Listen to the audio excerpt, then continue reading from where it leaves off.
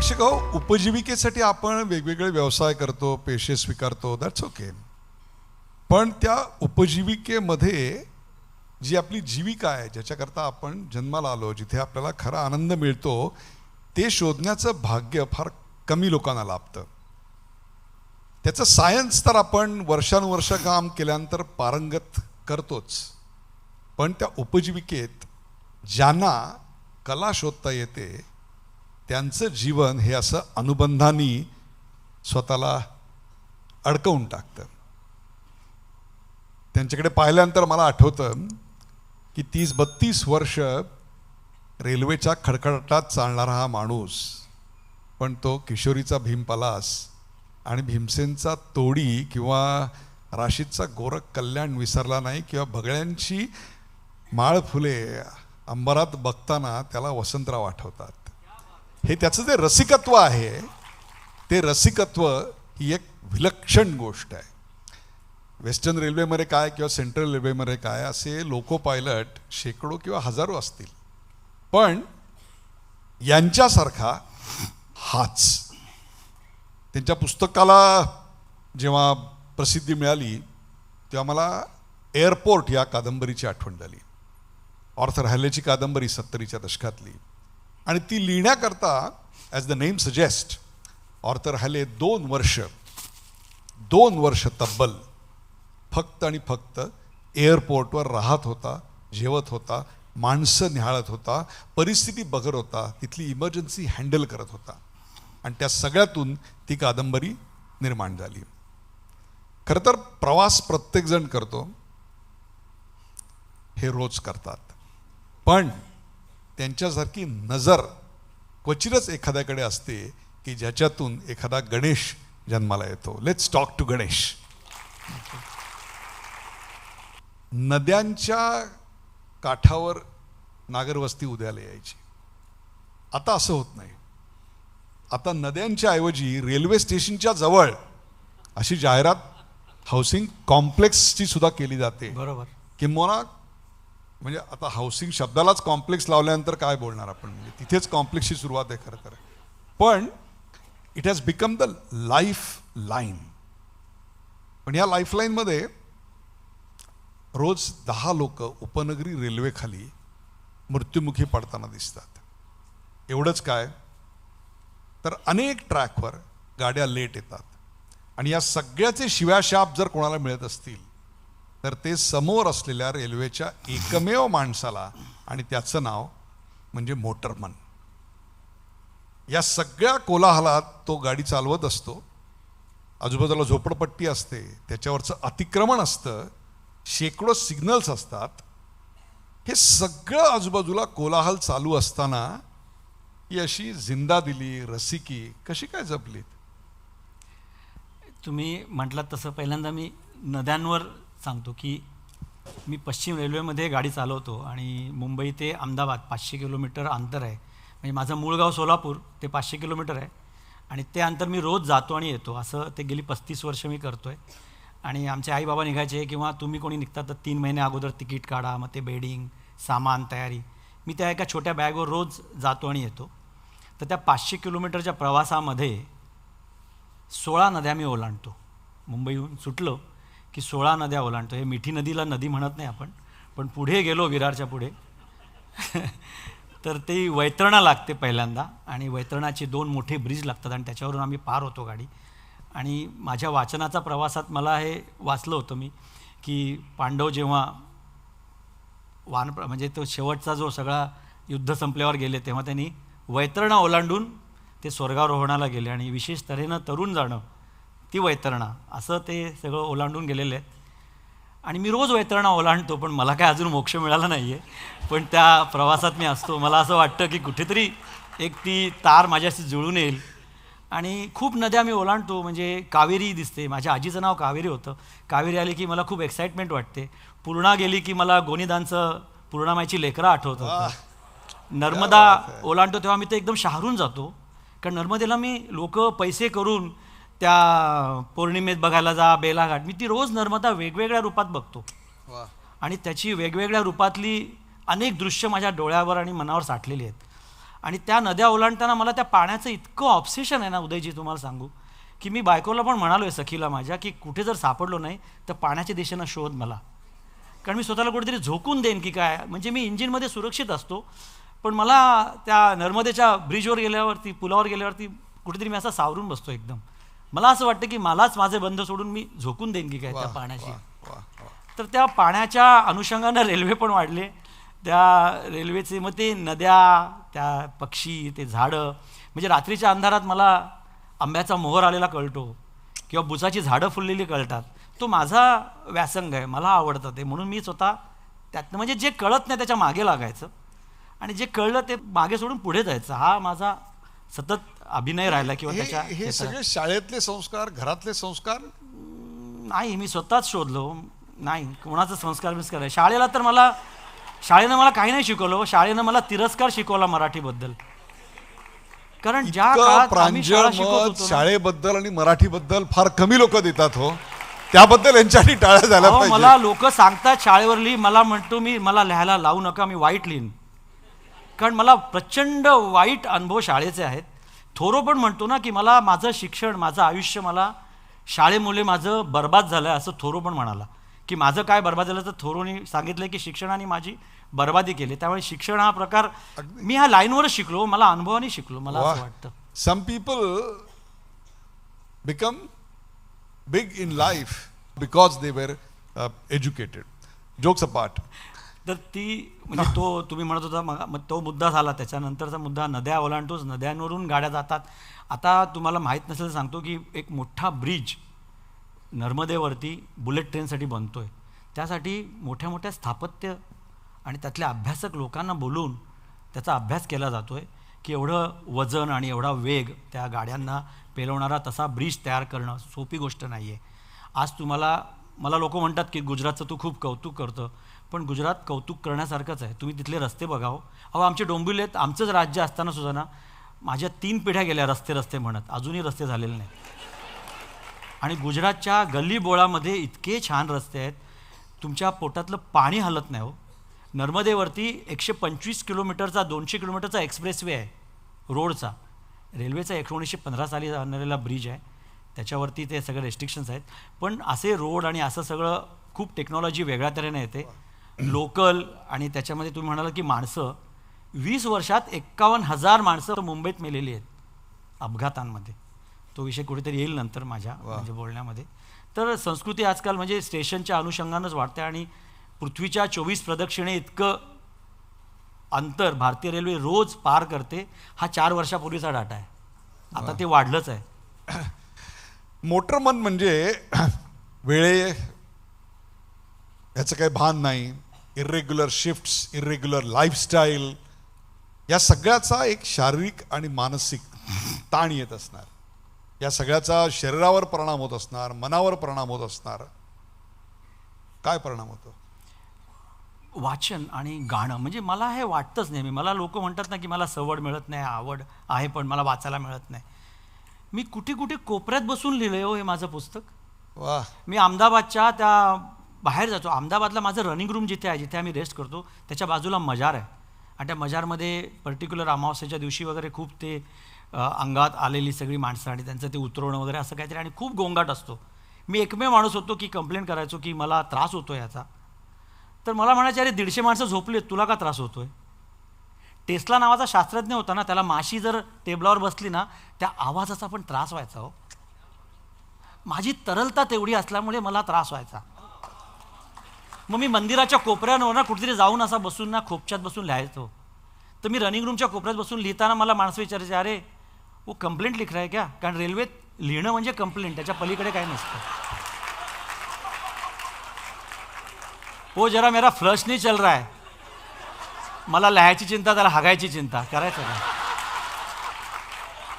आणि मला असं वाटतं की म्हणजे मला आता माझं पुस्तक आल्यानंतर काही माझे कलिग्स अजूनही मला, आता परवा माझी सोलापूरला एक मुलाखत होती आणि तिथे नितीन वैद्य मला म्हणाले, तर मी सकाळी उद्याननी गेलो, मुलाखत दिली आणि रात्री सिद्धेश्वरने आलो. तो म्हणाला, अरे एवढं? कारण नॉर्मल इथली साहित्यिक जातात, आदल्या दिवशी आराम करतात, दुसऱ्या दिवशी फिरतात, मग सगळं करतात.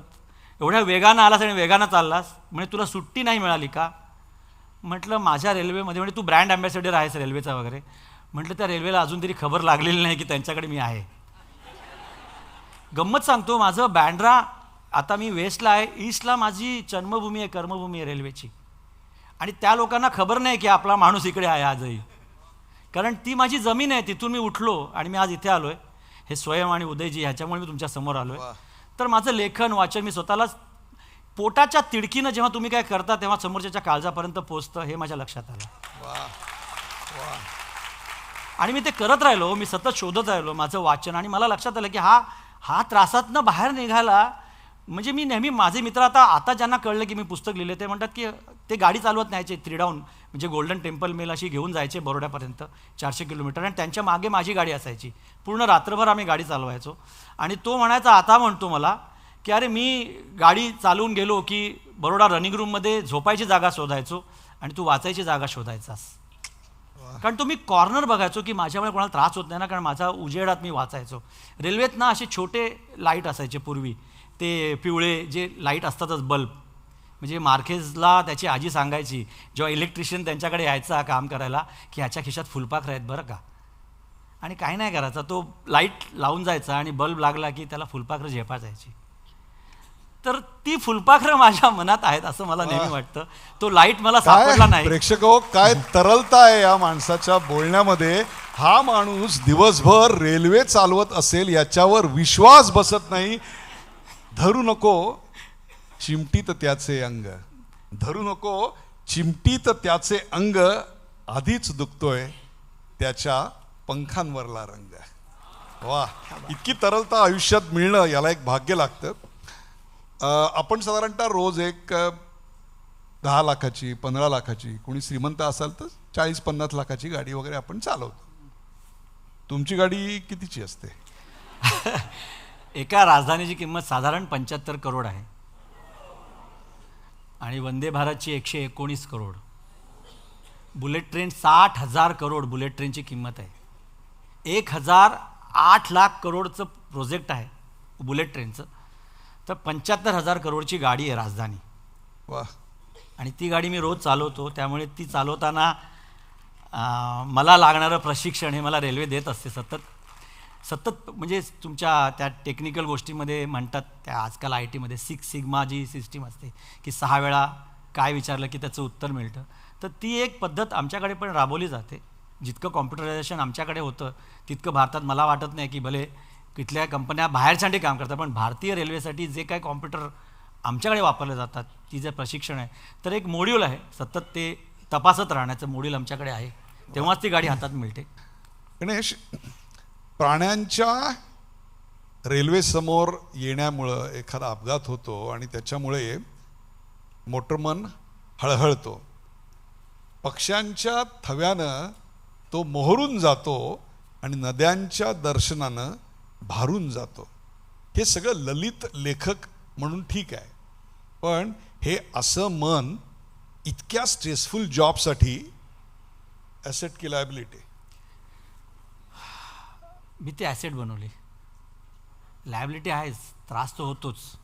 कारण एकतर कुलकर्णी आपण अंड पण खात नसतो आणि त्यात तो माणूस उडाला ना की त्याचं, म्हणजे आपण जेव्हा शेवटचा जो एक हे असतो की अंत्यसंस्काराला जातात लोक आणि वाट बघतात कवटी फुटण्याची. माझ्याकडे माणसाची कवटीच अगोदर फुटते, खटकन आवाज येतो तो, आणि तो मला अंधारात जाणवतो. कारण माणूस दिसतच नाही, अंधारात दिसतं फक्त, खट आवाज आलेला आहे. आणि त्याच्यानंतर परत पुढे जायचं आहे. म्हणजे आता अरे माणूस मेला दुःख करत बसण्यासारखं नसतं तिकडे, कारण ते कामाचं स्वरूपच वेगळं आहे. तर तुम्हाला ते पुढे सावरता येत नाही, त्रास होतो. उतरल्यावरती असं वाटतं कोणाशी तरी बोलावं, सायकॅट्रीची ट्रीटमेंट घ्यावी की काय आपल्याला, असंही वाटून जातं. पण माझं वाचन, माझं गाणं आणि माझा स्वतःचा जो काय शोध आहे, माझ्या स्वतःलाच मला शोधण्याची जी एक सवय लावून घेतली मी स्वतःला, सतत तराशत राहणं की एक बस तू ही नाही खुदा हो बैठा, मैंने जो संग तराशा वो खुदा हो बैठा. वाह, क्या बात है. स्वतःला तराशत राहणं, स्वतःला सतत ताराशत राहणं, स्वतःला तपासत पण राहणं. गणेश, हे असं सतत 120-130च्या स्पीडनी एवढी मोठी प्रचंड गाडी 100-125 कोटीची घेऊन जाणं, रोज 500-600 किलोमीटर प्रवास करणं, या इतक्या वेगवान आयुष्याचा, गतीचा वैयक्तिक आयुष्यावर, कौटुंबिक संबंधांवर काहीतरी परिणाम होत असेल? काय होतं? तुटले पण येतं? काड सखे गळ्यातले चांदण्याचे हात हे मिस होतं. वा वा. रनिंग रूममध्ये ना आम्ही वेगवेगळं झोपतो तिकडे. म्हणजे तिथे पद्धतच अशी आहे की प्रत्येकाला एक वेगळा बेड असतो. आम्ही गेलो की आम्हाला एक बेडवर चादर लावून देते. उशी बदलत नाही, उशीवर चादर कव्हर वगैरे बदललं जातं. आणि इंडिपेंडंट ती उशी म्हणजे तुम्हाला रेल्वेत माहिती आहे, त्या उशीमध्ये तुम्ही शिरता, उशीवर तुम्ही राहत नाही. घरातली आपली चादर जरी बदलली, ही बायकोने जी घेतली तरी नजर आहे आपल्याला झोप येत ना, नाही. ती नजर म्हणजे गणेश. घरातली चादर बायकोने घेतली तरी आपल्याला झोप येत नाही. इथे माझी रोज चादर वेगळी असते, रोज उशी वेगळी असते, रोज पलंग वेगळा असतो, बेड वेगळा असतो, रूम वेगळी असते. त्यामुळे मग घरी कधीतरी येऊन असं झोपलो की बायको कुशीत येते, तेव्हा आपण दचकन जागा होतो. ती म्हणते अरे मीच आहे, पण ते कळायलाही वेळ लागतो. म्हणजे आता सहना कुमारीचा मी उल्लेख केला आहे पुस्तकामध्ये. सहना कुमारी ही S.L. भैरप्पांची शिष्य. आताच्या अंगावर शहारा आले की ती त्यांचं खूप मोठं, तिचं आता लेटेस्ट पुस्तक आलं आहे मगध. 3री आवृत्ती चालू आहे हो कर्नाटकात मगधची. 750 पानांचा इतिहास लिहिला आहे तिने. तर तिची कशीर नावाची कादंबरी उमाताईंनी अनुवाद केलेला आहे, काश्मीरवरची कादंबरी आणि खूप मोठी कादंबरी. तर त्यात तिने लिहिलं आहे उदयजी की जेव्हा हे निर्वासित होत होते काश्मीरी पंडित, आणि ते वर्षानुवर्ष निर्वासित होत राहिले, ते जेव्हा निर्वासित झाले त्याच्यानंतर कुठे कुठे राहून त्यांनी आपली मुळं जपायचा प्रयत्न केला. त्या सगळ्यांच्या घरांमध्ये 5 वर्ष पाळणाच हल्ला नाही. तो अवकाश लागतो वा. आणि तो सापडत नाही आमच्या जॉबमध्ये. मला एक सांगा, हे माणसातलं माणूसपण समजण्याकरता इतक्या सखोल आणि इतक्या तरलपणे तुम्ही हे सगळं व्यक्त करताय. हे माणसातलं माणूसपण असं समजून घेण्याकरता रोज रात्री 500 किलोमीटर एकट्यानं प्रवास करावा लागतो. तो प्रवास तुम्हाला काय शिकवतोय? प्रवासातनं मी हेच शिकलो की मला रोज नवीन व्हायला पाहिजे. कालचं आज नाही, आजचं उद्या नाही. कारण निसर्ग इतका बदलत राहतो ना. आणि मला लक्षात येतं निसर्गाच्या समोरची ती फुलं फुलण्याच्या अगोदरच्या कॅपॅसिटीज, त्याची जी सगळ्या असं ते एक क्रिस्प वेगळा असतो. आणि जाणवतं की इथून फुटून येणार आहे बाहेर. तो पांगारा असा तयार होतो ना, तो मला जाणवतो की आता तयार आहे. अशी फुलं त्यातनं निघत राहतात तो. तर ते मला असं वाटतं की सतत बदलत राहणं. म्हणजे नारायणबुवा जोशी, गजाननबुवा जोशींचा मुलगा नारायणबुवा जोशी खूप मोठा तबलजी, थिरकवांचा शिष्य. आणि त्यांची शिष्य ऐश्वर्या नाडकर्णींकडे यायचे आणि ते सांगायचे ऐश्वर्या तबला काढ. त्या ऐश्वर्या तबला काढायची, हा वाजव, 10 दिन 10 दिन. ती म्हणायची बुवा काल झालं आहे. अगं कालचा 10 वेगळा होता, आजचा 10 वेगळा आहे. तर मला हे वेगळेपण आहे ना, ते मला सतत जागं ठेवतं आतमध्ये की नाही, की मीच होतो आंधळा की जन्म अंधारात होता, पेटलो नव्हतो तरीही धूर का रक्तात होता, 4 ओळी नीच झाला काळजाचा शांत टाहो, धीर कवितेने दिला की गारवा शब्दात होता. हा जो शोध आहे ना, तो मला महत्त्वाचा वाटतो. म्हणजे या धीरबद्दल गंमत सांगतो. फिरोज रानडेंनी वाड्यांवरती लिहिला कुठला तरी लेख, आणि त्या लेखामध्ये वाड्यांना सपोर्ट करणारा ब्रॅकेटसाठी शब्द त्यांनी धीर वापरला. तेव्हा राभा पाटणकर सौंदर्यशास्त्र अभ्यासक त्यांनी लिहिलं की अरे हा धीर शब्द नाही, तीर हवा. तर फिरोज रानडेंनी त्यांना सांगितलं की अहो चहू बाजूने देतो तो धीर आणि खालून वर जातो तो तीर. तर हा धीर आहे ना, तो शब्दातनं मला सापडतो. तर ते माझं वाचन आहे असं मला वाटतं. विसरू नका, हा माणूस ट्रेन चालवतोय. मध्ये मध्ये आपलं मी तुम्हाला सांगत जाईल, काही लोक जर विसरले असतील तर, की तुम्हाला असं वाटेल की मी कोणा साहित्यिकाची मुलाखत घेतोय ज्याला साहित्य संमेलनाचं अध्यक्षपद वगैरे मिळालेलं आहे. तर आता त्यांच्यामुळं मला असं थोडंसं बोलावं लागणार आहे. आणि ते म्हणजे बदलाना अपने आप को, बदलाना अपने आप को, जो थे वही रहे. बदलाना अपने आप को, जो थे वही रहे, मिलते रहे सभी से मगर क्या बात है, जिंदगी भर अजनबी रहे. क्या बात है, क्या बात है. माणसांच्या गर्दीत राहता, आजूबाजूला एवढी माणसं असतात, रोज 1500 ते 2000 माणसांना घेऊन प्रवास करता, तुमचं कोणीच नसतं. जर म्हणावे एकटा तर सोबती आहेत लाखो, अन पाहावे तर स्वतःचा हातही हातात नाही. अशीच परिस्थिती असते. क्या बात आहे. क्या बात. म्हणजे मी ते मगाशी म्हणत होतो सहना कुमारी, आणि तिथे मी नेहमी माझ्या सखीचं असणं मला खूप अधोरेखित करायचं असतं. ह्या सगळ्या गोष्टीला ना ती खूप अशी वेगळी तऱ्हेनं तोलून धरते. तिचा सपोर्ट एक असतो. आज ती आलेली नाही आहे, पण तिचा म्हणजे माझी सखी पण नोकरी करते, BMC ती नर्स आहे, असिस्टंट मेट्रन आहे. त्यामुळे तिच्या त्या शिफ्ट ड्युट्याज वगैरे, त्यामुळे म्हणाली मला आम्हाला मिरवायला आवडत नाही रे गण्या, नको रे मला घेऊन जाऊ, मला संकोच वाढतो. वा. पण तिच्यासाठी मला एक शेर म्हणावा असं वाटतो, तो मी आता म्हणतो. प्लीज. कि मैं नजर से पी रहा हूं ये समा बदल न जाए, मैं नजर से पी रहा हूं ये समा बदल न जाए, यू झुकाओ ना निगाहे कहीं रात ढल न जाए. मेरी जिंदगी के मालिक मेरे दिल पे हाथ रख दे, मेरी जिंदगी के मालिक मेरे दिल पे हाथ रख दे, तेरे आने की खुशी में कहीं दम निकल न जाए, तेरे आने की खुशी में कहीं दम निकल. वा वा. थोडं रेल्वे प्रवासाविषयी प्रॅक्टिकल बोलूया. मला खरंच ना गाडीत बसल्यावरती ओळखीची माणसं टाळून बसतो, कारण मला हे प्रश्न विचारले की मला त्याच्यापेक्षा मार्केट विचारा, मला माझ्या पुस्तकाबद्दल विचारा, हे मला जास्ती आवडेल. तो ट्रेन प्रवासातला एक प्रॅक्टिकल प्रश्न आहे, आणि तो म्हणजे ट्रेनच्या केबिनमध्ये गाडी चालवत असताना पुढचा थांबा जेव्हा 150-200 किलोमीटरवर असतो तेव्हा सुसू लागली तर कुठे जाता? आमच्या इंजिनमध्ये हे काय सिस्टीम नाही आहे, पण तो संयम आला आहे आमच्याकडे. आमच्या कॅटेगरीमध्येच तो संयम कदाचित शिकवला जातो आम्हाला. आम्ही आडवा हात ठेवून जेवत नाही, आवडलं म्हणून आडवा हात मारला आणि खाल्लं, भरपूर प्यायलो असं नाही होत. थोडं थोडं खातो, थोडं थोडं पाणी पितो, कारण आम्हाला माहिती आहे की 400 किलोमीटर नंतर जाऊनच थांबा येणार आहे किंवा थांबणार आहोत. कधी कधी 20 किलोमीटरचं वगैरे असतं, कॉशन ऑर्डर म्हणतात त्याला, गती प्रतिबंध, तर त्यावेळी चक्क आम्ही इंजिनच्या बाहेर उभा राहतो आणि शू करून टाकतो.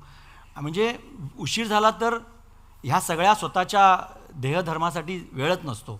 सुरतसाठी सारख्या स्टेशनमध्ये, म्हणजे आता तुम्ही पूर्वी बघितलं असेल की पूर्वी असे टॉयलेट्स वगैरे होते, आता स्टेशनच्या मध्ये असतात, एंडला नसतात टॉयलेट्स. त्यामुळे मोटरमनकडे, ड्रायव्हरकडे, लोको पायलट, आमच्याकडे लोको पायलट म्हणतो आम्ही, मोटरमन हा सिंगल असतो, लोको पायलट हा असिस्टंट ड्रायव्हरबरोबर असतो, तो लोको पायलट असं म्हणतात. तर त्याच्याकडे ती व्यवस्था नसते, त्यामुळे तो जिथे, म्हणजे आत्ता म्हणजे मला ह्याच्यावरती एक सांगावंसं वाटेल की एकदा मी पहाटे गरीब रथ घेऊन येतो तो अहमदाबादून, आणि थंडीचे दिवस, गरीब रथ निघते सुरतून डायरेक्ट बोरिवलीतच थांबते.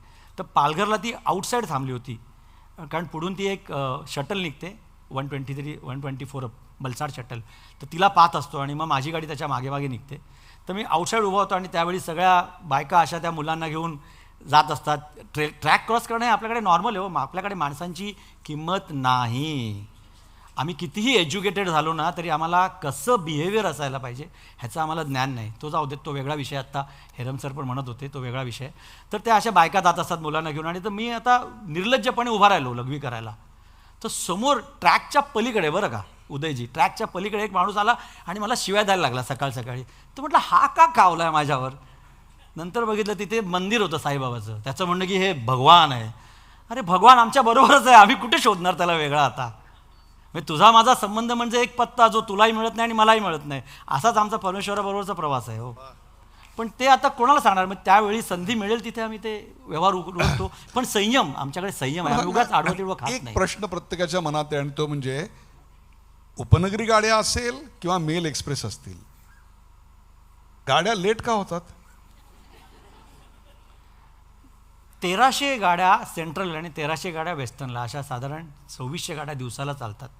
72 लाख प्रवासी ॲट अ टाइम. एवढं अटॅकिंग कुठे नाही, हे आपल्या सबर्बनमधलं सांगतोय मी. थोडक्यात अख्खं फिनलंड रोज प्रवास करतं. अख्खं फिनलंड, ऑस्ट्रेलिया. म्हणजे आत्ताचा एक रेकॉर्ड आहे आमचा. 4 नोव्हेंबर जेव्हा छठ पूजा होती त्या दिवशी, एका दिवशी आम्ही सर 3 करोड लोकांना मूव्ह केलं आहे भारतीय रेल्वेने. इट्स अ रेकॉर्ड हा. ही ऑस्ट्रेलिया आणि न्यूझीलंडच्या लोकशाहीपेक्षा दुप्पट आहे संख्या, दोघांचं कॅल्क्युलेशन करून. तर त्या व्यवस्थेमध्ये जेव्हा ती गाडी चालते तेव्हा गाडी चालवणारा मोटरमन तुम्हाला दिसत असतो, पण त्याच्यामागे 50 माणसं वेगवेगळ्या तऱ्हेची कामं करत असतात ती. तर त्या कार्यक्रमामध्ये मेल ड्रायव्हर, अरे क्या मेल चलाया, अहो पण बाहेरून येणारी माणसं पण कुठे जाणार, ते कुठून तरी प्रवास करून येत असतात, दूरदूरचा प्रवास असतो, त्यांच्या गाड्या पण डिस्टिंक्शनला लागल्या पाहिजेत, कारण त्यांची पण काही कामं असतात. आमच्याकडे आम्ही माझ्या गाडीपुरतंच बघतो, म्हणजे माणूस मेला तरी अरे मेरे गाडी में मिला क्या असं म्हणणारी माणसं आहेत. कारण माणसाचं व्हॅल्यूज नाहीत आपल्याकडे. त्यामुळे त्या गाड्यांमधला हा एवढा जो अटॅकिंग फोर्स आहे आपल्याकडे, 72 लाख प्रवाशांना सतत मूव्ह करणं, त्यासाठी 3 मिनटं म्हणजे 3 मिनटाला एक गाडी येते हो. लोकल 3 मिनटाला येते. लोकांना माहीत नसतं, जाणवत नसतं त्याच्यामागचं नेटवर्किंग काय आहे. त्या 3 मिनटासाठी त्या चर्चगेट किंवा विटीला एक माणूस बसलेला असतो, उभा असतो सतत, की एक गाडी आली की परत किती मिनिटात ती गाडी निघेल ह्याचा विचार करतो. म्हणजे तो मोटरमनला लघवी करायला वेळ मिळतोय की नाही, चहा प्यायला वेळ मिळतोय की नाही, हा विचार कोणाच्याही खिचगंटीत नसतो. ती गाडी आली की परत टर्नराऊंड झाली पाहिजे. टर्नराऊंड म्हणजे पटकन निघाली पाहिजे. कारण त्या गाडीला लोकांवरती त्याचे टायमिंग्स डिपेंड आहेत. मग लोक चेन पुलिंग करतात, त्याच्यामुळे पण गाड्यांचा हे होतो, खोळंबा होतो. आता काल मी स्वतःच दादरला उभा होतो, इकडून रिहर्सल करून गेलो, तर नागरकॉईल निघाली आणि त्यातनं माणूस पडलाच, माझ्यासमोरच पडला. मग पडल्यावर चेन पुलिंग झाली, त्या माणसाला उचला, हा सगळ्या प्रोसेसमध्ये वेळ जातो. आणि मागे खोपोली उभीच होती, पण जोपर्यंत ती गाडी क्लिअर होत नाही तोपर्यंत ती गाडी येऊ शकत नाही पुढे. त्यामुळे हा आमचा अवेअरनेस अजून वाढायला पाहिजे. कदाचित आम्ही कसंही चालतो, कसेही उभे राहतो, कदाचित शिस्त आली तर बराच फरक पडेल. मेट्रो कशी चालते, मेट्रोमध्ये कुठे जात नाही तुम्ही ना. या मला एक सांगा गणेश, रेल्वेची गती कशावर अवलंबून असते? इंजिनावर की मागे जोडलेल्या डब्यांवर? इंजिनाची स्वतःची कॅपॅसिटी 200 किलोमीटर आहे, पण मागच्या डब्यांची कॅपॅसिटी किती आहे हे बघावं लागतं. मागचे डबे 200 किलोमीटरनी तयार झालेले आहेत, पण ह्या सगळ्याचा एकत्रित आमचा ट्रॅकची कॅपॅसिटी आम्ही बघतो. आमच्या ट्रॅक आत्ता 160साठी आम्ही प्रिपेअर होतो आहे. सध्या आम्ही भारतीय रेल्वे 130 किलोमीटरनी चालते, 130 किलोमीटर पर आवर. म्हणजे इंजिनाची गती ही जोडलेल्या डब्यांवर आणि ट्रॅकची कॅपॅसिटी. ट्रेनची गती म्हणजे आयुष्याची गती. अशा वेळी काय महत्वाचं असतं, स्पीड की सिग्नल? सिग्नल. कारण सिग्नल हा आमच्याकडे ना, म्हणजे नॉर्मली लाल सिग्नल रोडवरती वरती असतो, आमच्याकडे खाली असतो. कारण आमचं इव्हन ट्रॅफिक आहे, अनइव्हन ट्रॅफिक नाही आहे, एका लेवलचं ट्रॅफिक आहे. आणि लाल सिग्नल जर तुम्ही पार केला तर खुनाचा गुन्हा आहे तुमच्यावर. डायरेक्ट 302 कलम आहे, तुम्हाला सुटका नाही. म्हणजे क्षणोक्षणी चुका घडतात आणि श्रेय हरून बसतात. कणभर चुकीला याभाळवडी सजा असते, असं आहे ते. आणि चूक शक्यच नाही. म्हणजे एरर ऑफ, म्हणजे आम्हाला, मी नेहमी म्हणतो की आम्ही रोज गाडी चालवतो ना, तेव्हा रोज एक परीक्षा देतो. त्या हेरंब कुलकर्णीला पण मला सांगायचं आहे की आम्ही रोज परीक्षा देतो, आणि त्या परीक्षेत लाल शेरा वगैरे नाही बरं का, 100%च द्यायला लागतं आम्हाला. त्या परीक्षेमध्ये तुम्हाला स्कोप नाही, एरर ऑफ मार्जिन 0. कारण रोज ते करायचंच आहे ना, रोजच त्या प्रत्येक प्रश्न वेगळा, प्रत्येक परीक्षा वेगळी, आणि ती परीक्षा 100%च पास व्हायचं आहे तुम्हाला. त्यावेळेस सिग्नलला खूप इम्पॉर्टंट आहे. वेळेअभावी शेवटचे 1-2 प्रश्न, आणि त्यातला एक सर्वात महत्त्वाचा म्हणजे, असे तुम्ही रात्री बेरात्री प्रवास करत असता, 110-115च्या स्पीडने गाडी चालवत असता, तेव्हा त्या केबिनमध्ये रेल्वेच्या तुमच्याबरोबर कोण असतो? Do you believe in God? माझ्याबरोबर एक बिलीव्ह इन डेस्टिनी? नियती हा फार लांबचा भाग झाला, पण मला नाही वाटतं की कोण न जाणे कुठल्या कुठल्या बेचैनीशी झगडत होतो मी, काळाच्या खडकावरती एकसारखा धडकत होतो.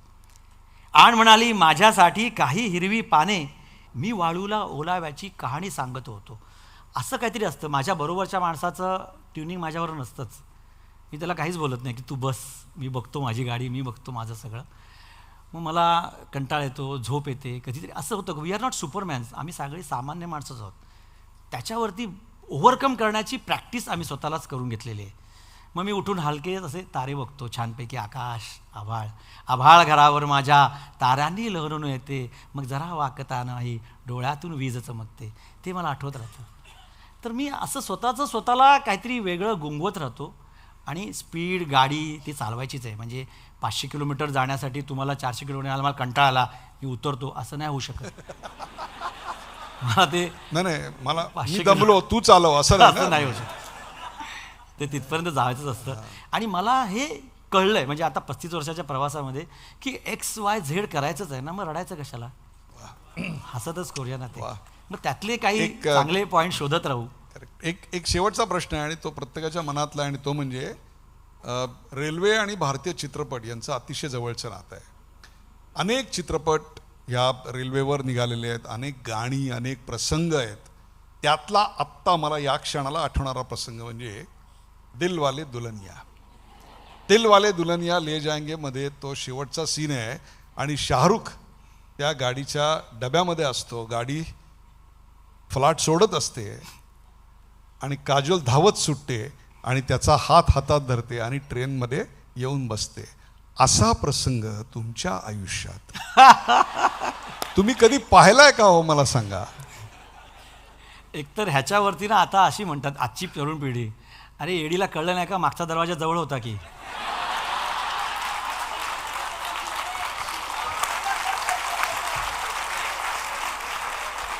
किंवा असा एक जोक आहे की फॉरेनचीच कुठेतरी गाडी आहे आणि गाडी सुटली आणि बाई धावते, तर गार्ड विचारतो अगं तू कशाला धावतेस. ती म्हणते नाही माझी मुलगी चालली आणि I just forgot to kiss her. बोला you don't worry, I will carry out, you don't worry. तर हा सगळा पिक्चरमधला जो एक भाग आहे तो फार गमतीशीर भाग असतो. चित्रपट हा फार वेगळा असतो आणि आयुष्य तसं नसतंच. आणि ते वेगळ्या तऱ्हेनं म्हणजे लोकांना नाही जमत ते. आमच्या समोर अशा बायका येतात, मुली येतात, म्हणजे हा माझा अनुभव आहे, माझ्या सखी नसल्यामुळे मी हे बोलण्याचं डेअरिंग करतो आहे की अरे हमसे शादी कर लो ना. तर आम्ही म्हणतो अरे मेरा तो शादी हो चुका है. अरे इतना पगार मिळता है तुमको तो 2 बीबी परवडेगा, असं पण म्हणणाऱ्या म्हणजे असं आहे बोलतात. पण मला त्याचा कधी मोह नाही वाटला. मी त्याच्या पलीकडे आहे कदाचित. मला असं वाटतं की बायका दिसणं बघणं ह्याच्यापेक्षाही पलीकडे, म्हणजे मला एकदा समोर अशी एक छान प्रेग्नंट वुमन दिसली आणि मी तिच्याकडे बघत राहिल्यावरती तिने मला विचारलं काय रे गरोदर बाई कधी बघितली नाहीस का. तर मी म्हणालो तुमच्या इतकी सुंदर नाही बघितली. तर मला हे असं वाटतं की ती सौंदर्य शोधण्याची जी नजर आहे ना ती मला सापडली. तर हा माणूस लोको पायलट आहे हे विसरू नका. हे मी पुन्हा पुन्हा सांगतोय तुम्हाला. याचं कारण आयुष्यभर हा माणूस प्रवास करत होता. चरैवती चरैवती असं म्हणता म्हणता आगे बढोचा संदेश त्याच्याबरोबरच्या 1500-2000 प्रवाशांना दररोज देत होता. शिक्षण कसं घ्यावं, जीवन कसं जगावं, तर ते अनुभवाच्या पातळीवर जाऊन जगावं. आणि अनुभव कसा असावा, तर तो असा रसरशीत असावा. अनुभव कसा असावा, तर तो हा असा काय म्हणू आपण रसिकोत्तमानी घेतलेला सारखा असावा. खरं तर लोक यात्रेला जात नाहीत, यात्रा लोकांना त्यांच्याबरोबर घेऊन जाते, तेव्हा ती अशी जीवनयात्रा बनते. आणि त्याचं उत्तम उदाहरण हा माणूस आहे. खरं तर असा रोजचा प्रवास किंवा अशी रोजची यात्रा हेच एक मोठं विद्यापीठ आहे. जेव्हा डोळे आणि अंतःचक्षु उघडे असतात तेव्हा तो प्रवास राहत नाही, त्या प्रवासाला यात्रेचं पुण्य लाभतं. म्हणूनच तो गणेश असतो. हे त्यांचं वैशिष्ट्य आहे. त्या देवदासमधला एक डायलॉग आहे, कौन कम वक्त पिता है. त्यात थोडासा बदल करून यांच्याकडे पाहिल्यानंतर मला असं म्हणावं असं वाटतं की जिंदगी से भागने के लिए कौन सफर करता है. जिंदगी से भागने के लिए कौन सफर करता है. हम तो सफर इसलिए करते हैं ताकि जिंदगी हमसे ना छूटे. क्या बात आहे. असं आयुष्याला मुठीत पकडणारा हा माणूस. काय टेरिफिक आयुष्य आहे हो. रोज रात्री 500 ते 600 किलोमीटरचा प्रवास, सोबतीला खुलं आकाश, चंद्र तारे नद्या डोंगर. इतकंच काय तर एखादा फुललेला आंब्याचा मोहोर देखील. आणि त्याहीपेक्षा तुमच्यावर भिस्त ठेवून निद्रिस्त शांतपणे होणारा निर्धोकपणे होणारा 1500चा अनोळखी समाज. काय आयुष्य हो या माणसाचं. ह्या सगळ्यांना न भेटताही त्यांना ऑल इज वेल असं सांगणारा हा गणेश. कारण हा असतो म्हणूनच आपला प्रवास सुखाचा होतो. आणि त्यांचा तो तुमचा बाहेरचा प्रवास जेवढा निर्धोक करतो तेवढाच त्यांचा आतला प्रवास अधिक समृद्ध करणारा होतो. तुमच्या आयुष्याची यात्रा निर्विघ्नपणे पार पाडावी याकरताच परमेश्वरानं योजून या गणेशाला इथं तुमच्या भेटीला पाठवलं. हे त्याचं निर्विघ्न असणं हेच. आणि पुन्हा रसिकी जिंदा दिली, प्रत्येक गोष्टीला एक शेर माहिती असणं. आणि भीम पलासपासून गोरख कल्याणपर्यंत, म्हणजे रेल्वेतल्या माणसाला कल्याणच्या आधी गोरख कल्याण आठवतो. हा केवढा मोठा म्हणजे माझा आवडता राग गोरख कल्याणच आहे बरं का. आणि म्हणजे राशीद खानचा गोरख कल्याण मला खूप आवडतो. आणि तोडी आणि अभोगी हे भीमण्णांचे. तेव्हा मला आत्ता भीमसेन जोशींच्या म्हणजे राघवेंद्र हुल्ल्याळकरच्या पत्नी वर्षाताई त्यांचा एकदा फोन आला. म्हणे मला बेटा तुझा अंतर्नादमधला लेख वाचला आहे आणि नुकतेच राघवेंद्र वारले होते हुल्ल्याळकर. म्हणजे तो जिवंत असताना तर तुला त्याच्या समोर बसून अभोगी ऐकवला असता. ही जी दाद आहे ना ती मला दाद ह्याच्या सगळ्याच्या वरती नेते हो. वा, विसरू म्हणजे नका ते लोको पायलट आहे. हे आपलं पुन्हा एकदा सांगतो. हे म्हणाले की मी रोज फिरत असतो बाहेर. प्रवास खूप होतो माणसाचा आणि माझं तर पायालाच चक्र लागल्यासारखं मी फिरत असतो. पण ते चाक बघताना म्हणजे कुठून जाणार आहे कुठे जाणार आहे काय माहीत नाही, पण जायचं आहे, रोज जायचं आहे. तो शोध सुरूच असतो. तर ओळखीचा एकही शहरात नाही अन तुझाही चेहरा लक्षात नाही. मी तुझ्या दारातला भिक्षे करी पण कोणतीही याचना ओठात नाही. हा माझा थॉट आहे.